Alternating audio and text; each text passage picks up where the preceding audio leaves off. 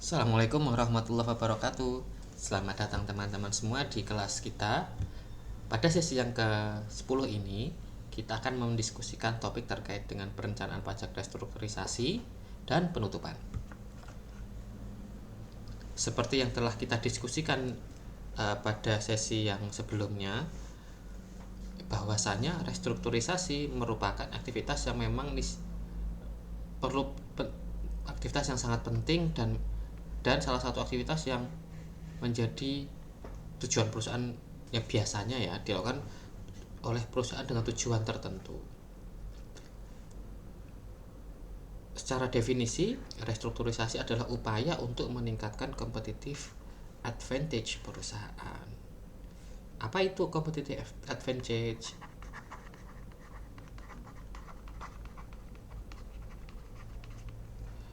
Competitive advantage adalah keunggulan kompetitif perusahaan.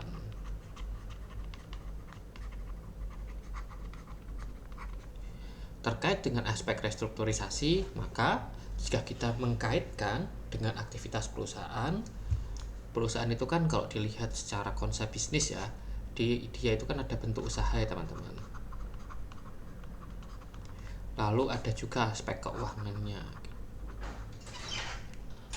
Lalu ada juga terkait dengan sebuah produk perusahaan yang kalau dia menghasilkan sesuatu, maka competitive advantage perusahaan itu tadi adalah keunggulan kompetitif terkait dengan segala sesuatu yang bisa berdampak terkait dengan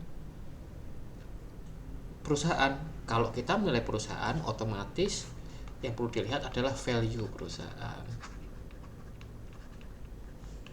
Perusahaan itu dikatakan asetnya tinggi, baik, besar tapi ternyata dia punya hutang yang sangat tinggi, ekuitasnya minus misalnya, seperti yang terjadi di Garuda Indonesia, kita tahu ya teman-teman. Nah, aspek-aspek tersebut juga merupakan salah satu penyebab gitu teman-teman, kenapa kok perusahaan melakukan restrukturisasi. Misalnya kondisi perpolitikan yang tidak stabil,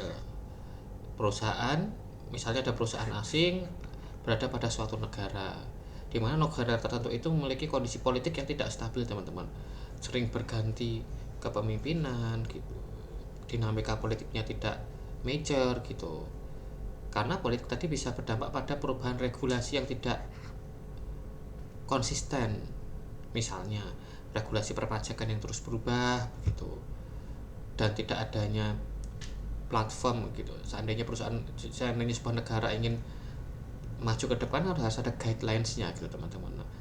Ketika tidak ada guidelines yang baik, maka tentu regulasi juga bisa berubah-ubah, berdampak pada perkembangan bisnis. Yang ketiga adalah dinamika bisnis. Dinamika bisnis terjadi misalnya kita tahu itu di dalam aspek keuangan teman-teman. Perusahaan tidak fleksibel gitu ya, tidak liquid gitu, terkait dengan kewajiban jangka pendeknya, tidak solvent terkait dengan kewajiban keuangan jangka panjangnya. Apalagi saat ini kita dihadapkan pada kondisi pandemi teman-teman. Banyak COVID-19 ya, banyak perusahaan melakukan restrukturisasi ya. Kita tahu dulu perusahaan itu dari segi waktu ini, ini time, ini aset gitu, value atas aset dan waktu itu sebelum tahun 2019 ya, ini 2000 itu asetnya tumbuh besar gini, tiba-tiba ketika adanya COVID-19 jatuh gitu teman-teman. Nah, perbedaan yang signifikan, delta penurunan nilai kekayaan perusahaan ini dan aktivitas ekonominya bisa berdampak. Perusahaan memutuskan untuk melakukan restrukturisasi bisnis ya biar dia efisien gitu teman-teman, dan dia efektif, tetap agar perusahaan bisa tetap jalan terus ke depan seiring berjalannya waktu. Sehingga ketika COVID-19 ini banyak perusahaan melakukan restrukturisasi bisnis, banyak kita lihat perusahaan tutup ya teman-teman, membubarkan salah satu anak usahanya. Kita tahu ada Giant dihapus, lalu melakukan restrukturisasi yang lain, melakukan merger dan lain sebagainya. Maka upaya restrukturisasi ini adalah upaya agar perusahaan agar lebih kompetitif di masa yang akan datang, lebih efektif, lebih efisien. Kita belum membicarakan ekspansi ya, terkait dengan ya bisa jadi ekspansi salah satu aspek, tapi kecenderungan restrukturisasi itu karena dia pengen efisien dan lebih bisa menghadapi masa depan yang penuh tantangan. Secara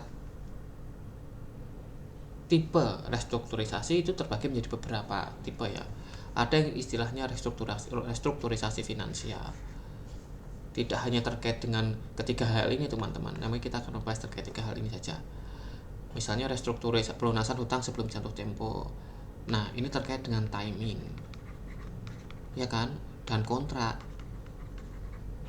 Ketika perusahaan memutuskan untuk melunasi hutangnya sebelum jatuh tempo, maka perusahaan harus memastikan kontraknya bagaimana. Apakah mungkin dilakukan hal tersebut? Berapa biaya-biaya akan keluar, teman-teman?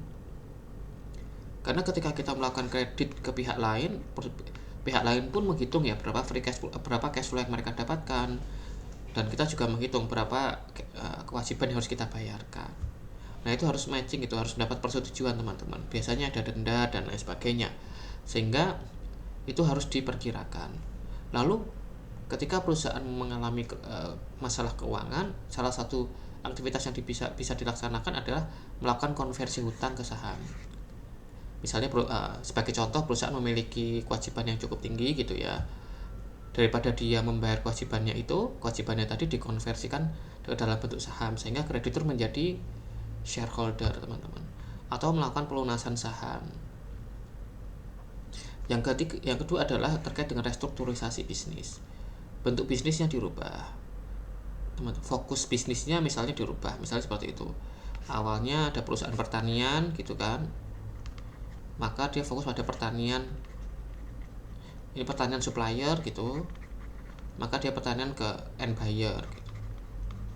Itu contoh restrukturisasi bisnis. Lalu restrukturisasi bentuk usaha bisa spin off, ada split off.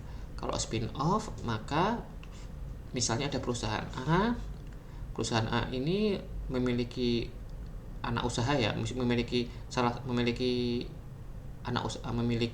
salah satu branch begitu, B. Nah, saham si perusahaan dari A tadi dirubah menjadi B dan tetap A begitu, teman-teman.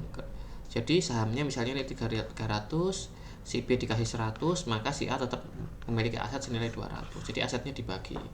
Sedangkan kalau split off itu adalah A gitu ya, punya aset 300 misalnya, dia menjadi C dan D gitu. Si A nya menjadi bubar, terdistribusi normal 150.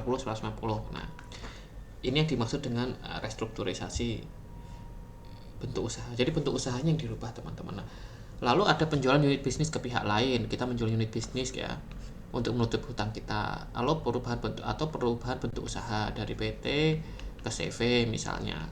Tentu kan dari perubahan ini ada kewajiban pajak yang berbeda ya, teman-teman. Atau likuidasi anak usaha, ditutup anak usahanya memang sudah tidak menguntungkan dari segi bisnis. Contohnya Giant dan lain sebagainya. Dari tipe restrukturisasi bisnis ini, teman-teman harus mempertimbangkan aspek perpajakannya, teman-teman. Sejauh mana kewajiban pajak itu akan muncul ya dari aktivitas restrukturisasi tadi. Terkait dengan jatuh tempo ya, hutangnya akan ada tidak kewajiban pajaknya. Lalu ketika kita melakukan split off gitu, itu ada tidak nanti kita mendapatkan pajak final. Bentuk usaha juga iya, teman-teman. Nah, itu harus diikuti begitu. Strategi apa yang bisa kita lakukan dalam konteks bisnis? Kita tidak memungkiri bahwa perusahaan itu ya, di samping dia opsi bisa berkembang ya, teman-teman, pasti ada opsi untuk ya pasti tutup gitu, nggak jalan gitu. Lalu bagaimana strategi perpajakannya? Nah, pasti yang namanya penutupan usaha itu ada alasan ini ya, teman-teman. Going concern. Manajemen sudah berusaha semaksimal mungkin agar perusahaan tetap bisa sustainable, teman-teman, bisa terus lanjut. Misalnya upaya restrukturisasi coba dilakukan, financial re-engineering atau aktivitas keuangan sudah dilakukan, tapi terdapat deadlock, kewajiban yang tidak dapat dibayarkan misalnya, maka perusahaan bisa melakukan request gitu, teman-teman, untuk menutup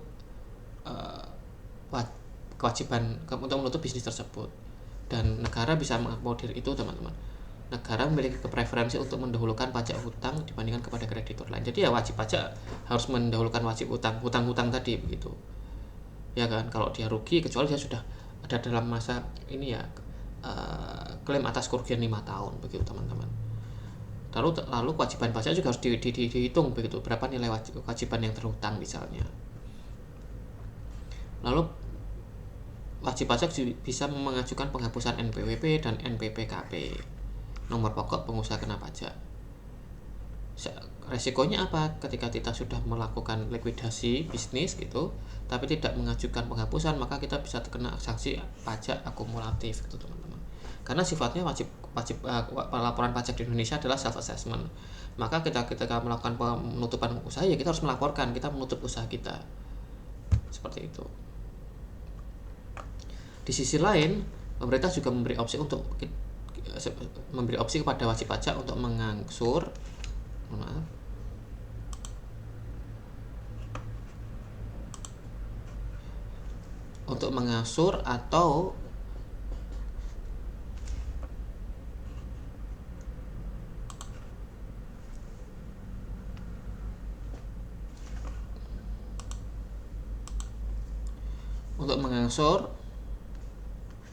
atau menunda pembayaran pajak.